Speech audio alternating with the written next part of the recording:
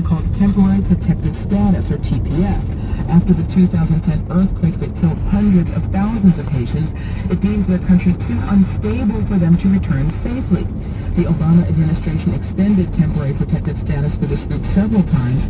Now the Trump administration has anything else. They're asking, what am I supposed to do about my job?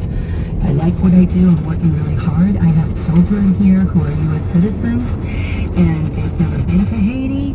People are very afraid. Do you have a sense that most of the people who are to stay?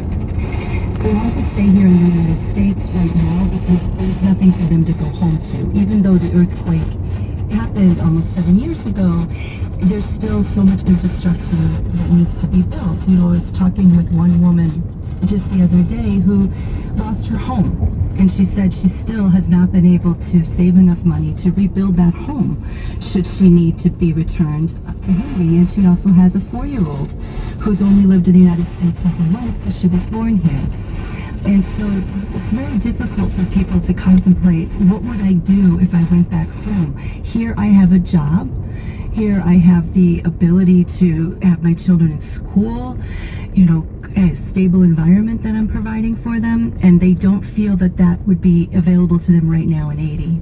On the other hand, I think some might argue that temporary protected status means temporary, and that if it were to be a long-term amnesty program, it should be called that. I mean, what would you say to people who have that argument?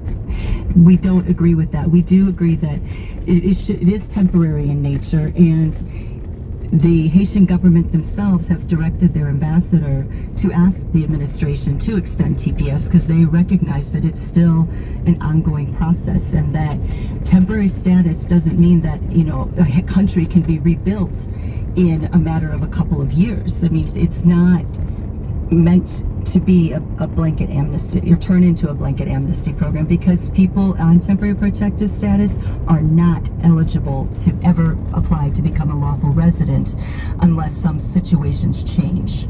I think it's important to also mention that Haitians who are working here are paying taxes, and so you're talking upwards of millions of dollars that go into the Social Security Fund. And wait a second, Jennifer. This sounds like one of those stories where you're gonna really embarrass yourself. And then I thought, wait, no, because I thought that, nothing is gonna happen. Stories of mortal sins, polar bears, rock stars. Still humid and warm with a chance of thunderstorms. Similar conditions tomorrow and slightly cooler.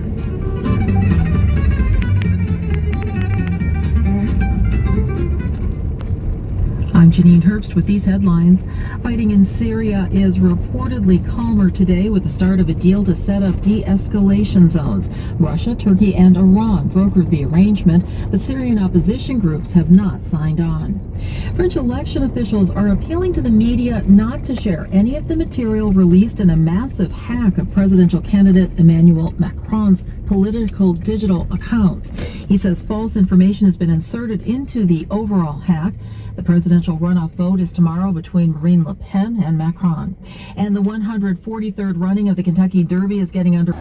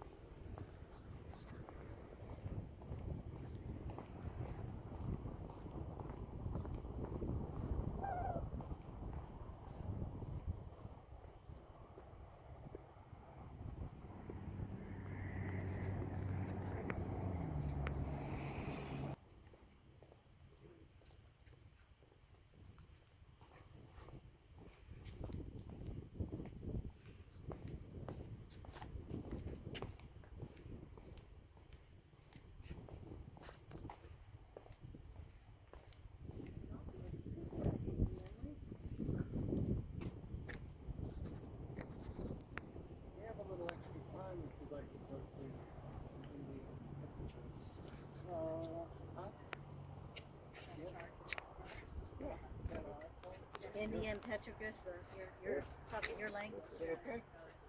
Yeah, we're a little ahead of our usuals.